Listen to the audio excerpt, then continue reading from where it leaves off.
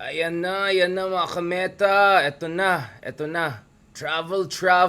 Social. Itong ating presidente. Wala pang 7 months. Ito na, he's on his 8th foreign trip, no? Ibang klase yan. Mga Guinness Book of Record na tayo. Malapit na tayo mag-Guinness Book of Record. At the rate things are going. So, more than one trip every month, almost, no? Foreign trip ang nangyari dito sa sa first year ni Pangulong Marcos Jr. So he's gonna be officially on his eighth trip in 7 months. Wow, this is next level mga kameta. At of course, papunta siya to no less than Davos World Economic Forum. And by the way, by next month, he's expected naman to go to Japan, Tokyo. Let's also see more details about that visit. So within the first 7-8 months of his presidency, is expected to visit close to 10 different foreign destinations. Kakatapos lang yung pagbisita niya sa China. And now we have his visit now to the World Economic Forum in Davos. Katulad ng alam ng iba dyan, of course, Davos it's a super elite gathering, no? Talagang super elite. Talagang sosyalan to the max. This is where the world's CEOs, this is where the world's most important thinkers, opinion makers, business experts, journalists, everyone goes there annually. And the Davos Summit is also where more or less we get a mirror or a reflection of the world elites understanding of the direction of the global economy, no? So very important, very social, next level itong Davos na to. So President Marcos Jr. will be the first Filipino president in a very long time. Talagang world traveler, long time to go to give a speech at the World Economic Forum in Davos, where he's expected to, as he puts it, drum up investment, no? Or drum up at least interest for investments in the Philippines. So ibang klase talaga. So habang yung sibuyas sa Pilipinas ay at ang inflation sa Pilipinas ay alam nyo na, 'di ba? Itong presidente natin very busy going around. Ito na guys. Wow, 8th foreign trip in barely 7 months in office. One more to come, Japan next month, and then likely to the White House in the United States soon, no? Now, obviously, again, yung fundamental argument ni Pangulong Marcos is that he needs to make these travels because it's very important to getting investments, to getting pledges, to getting more interest in the Philippines. Now, my take on this issue is like this. On the one hand, I kind of see the value of President Marcos Jr. visiting, different destinations, especially very important partners natin, whether in Europe, whether in US, whether in China, among others. Kasi nga, it's coming after 6 years of Tatay Digong. No? So alam natin, paano ni President Aquino, the Philippines had a very good reputation, at least among the global investors and global media. Now, ibang usapan niya domestics, ibang usapan ng mga fake news, mga Unity, alam niyo na yan, di ba? Mga Italiano, club, mga ganun. No, but under President Duterte, there was really a setback in terms of perception of the Philippines, perceptions about rule of law, etc.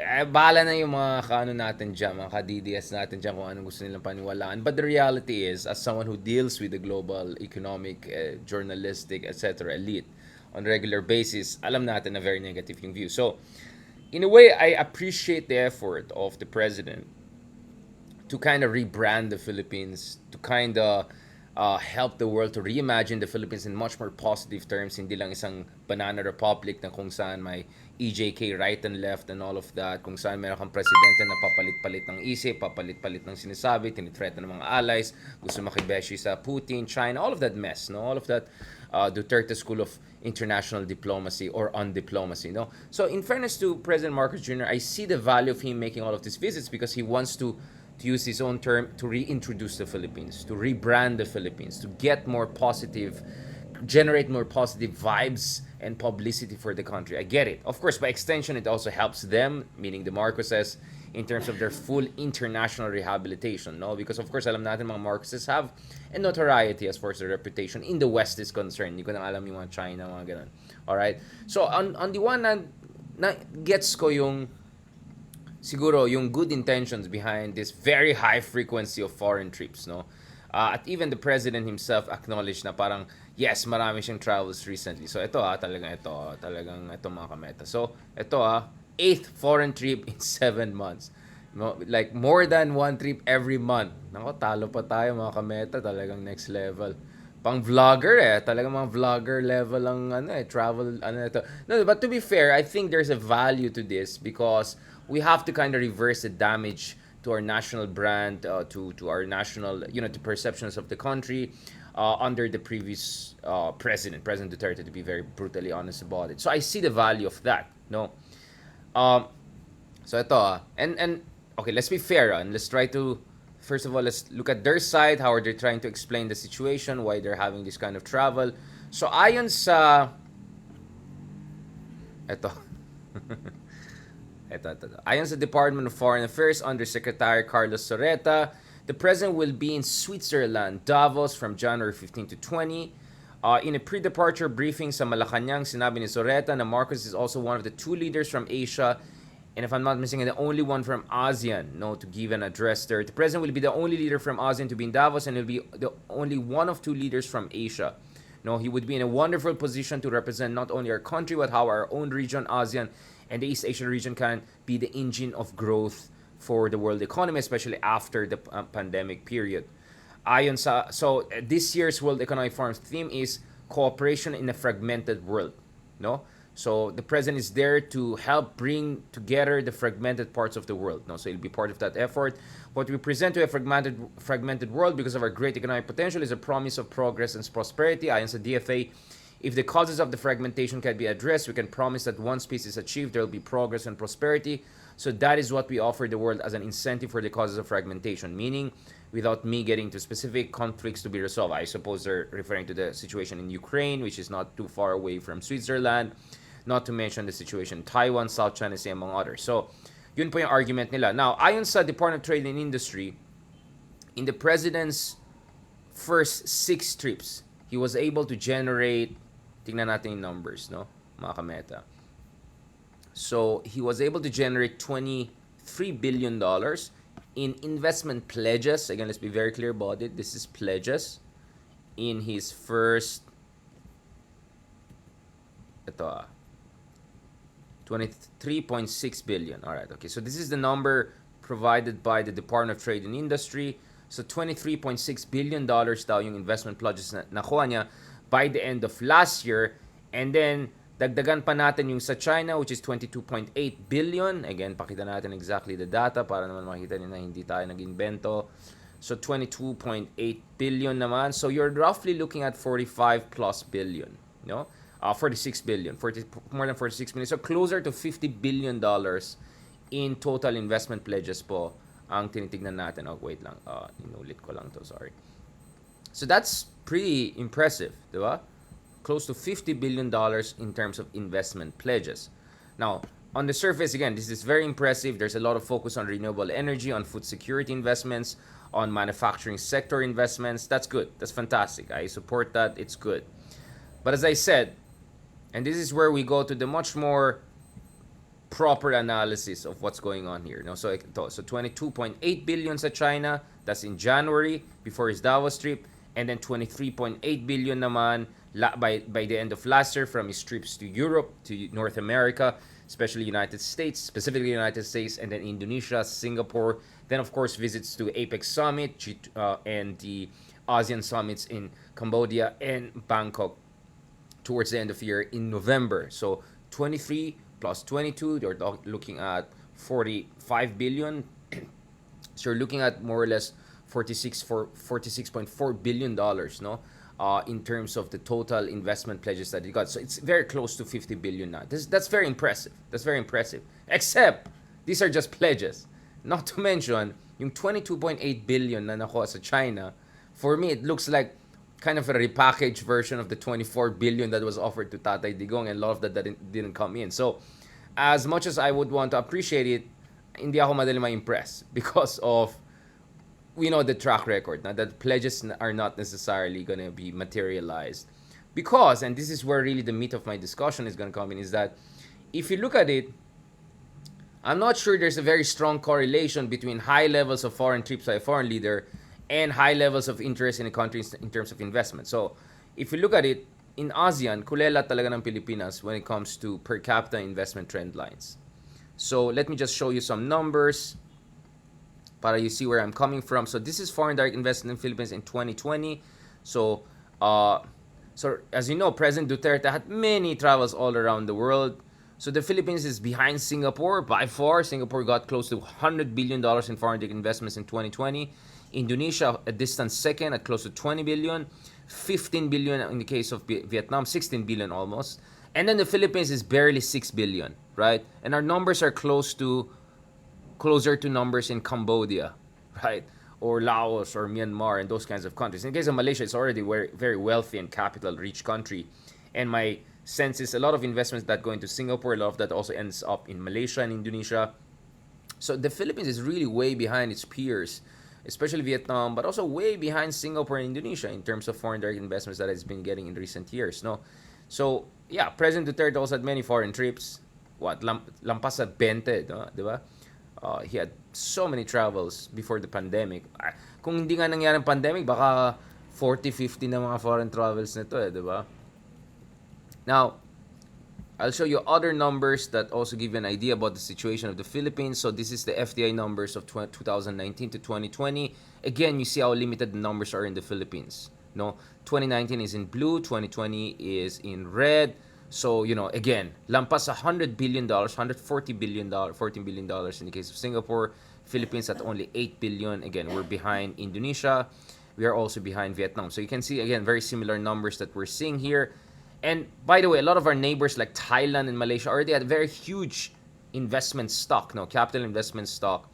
So even if they don't get as much in recent years, they are already at a very high level of total FDI stock. So the Philippines is really in the catch-up mode. Again, this is another graph. Let me show you guys, but you can put things into context as far as the Philippines is concerned. So remember, I said a lot of investments that go to Singapore, it tends to also circulate, no? So you have intra-ASEAN investments. So Singapore is a major source of investment. Also, again, you see in this graph, the Philippines, again, kulelat talaga in terms of attracting intra-ASEAN investments, no? Whether it's outward or whether it's a host. As a host of intra-ASEAN, the Philippines is bottom of the list, just more or less next to Laos, diba? Based on the numbers we're seeing. And here, in terms of source, it's, again, way below most of the countries. Considering the Philippines is the second largest country in ASEAN by population, I mean, these rankings are, to put it nicely, far from impressive.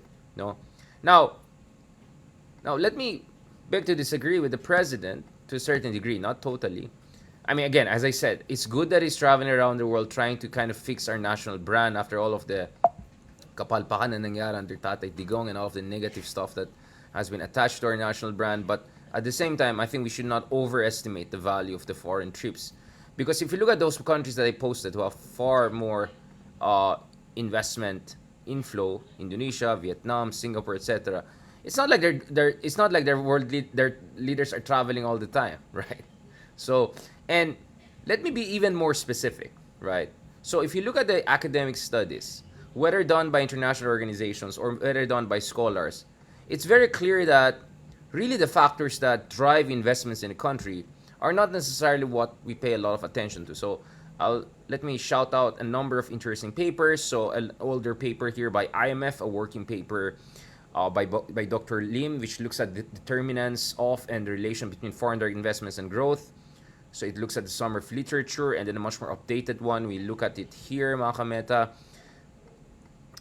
Another study, so this is more meso level. So one is very macro, another is meso level.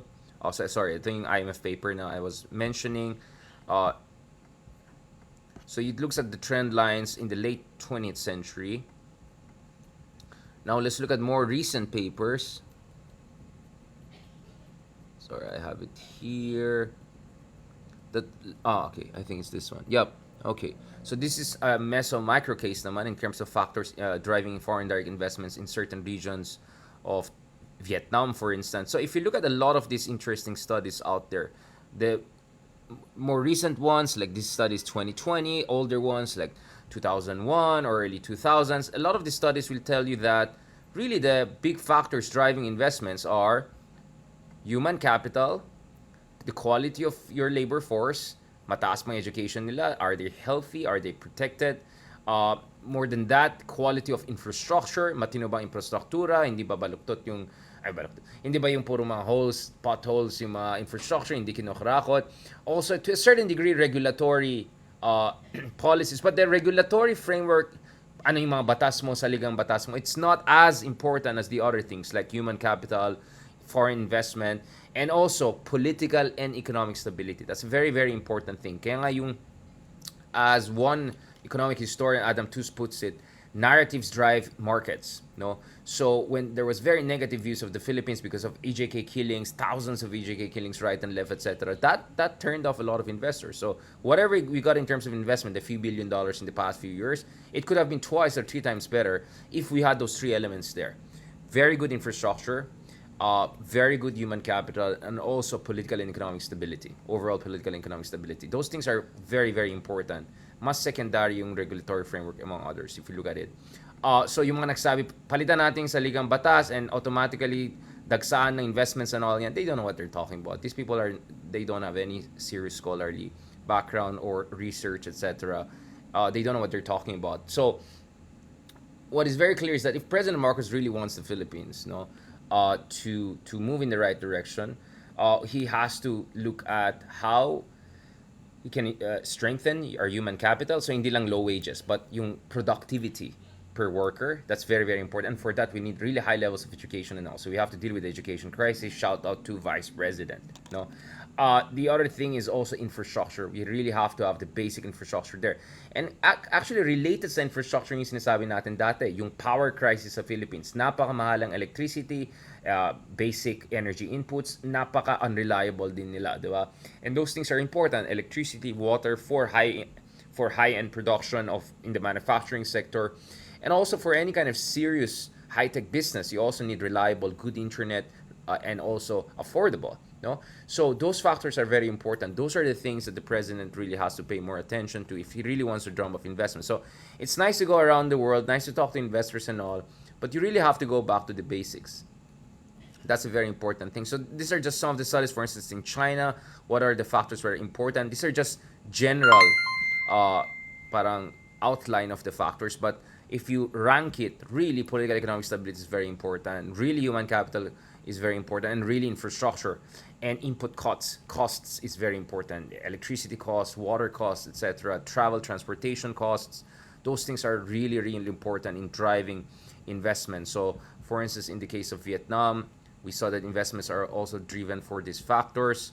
Again, political stability is very strong there. Transport infrastructure, size of local market. By the way, sorry, I didn't mention the size of local market is also very important. And the Philippines shouldn't have much of a problem because size of our local market is at least medium size and slightly, I would say, larger than Vietnam and perhaps closer to the size in Thailand. No, so the Philippines has many of these elements there. But as I said, what we really have to focus on is input costs, electricity, infrastructure, political economic stability.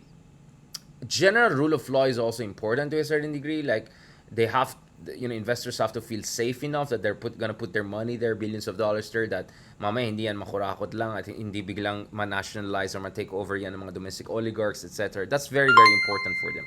That's very, very important for them. Alright mga kamet, I'll keep it here. Medyo humaba yung discussion natin, but I hope you appreciate what we're trying to do here. No? So, sa isa-isang banda, I see the value of the president trying to get more positive vibes generated for the country.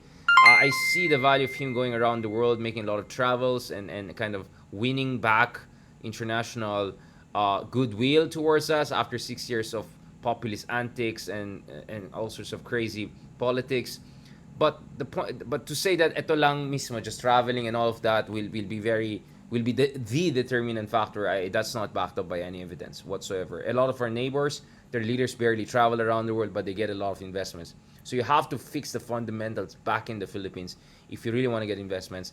And as I said, the 46.4 billion dollars we're talking about, that's just pledges. Hindi po yan final numbers, no?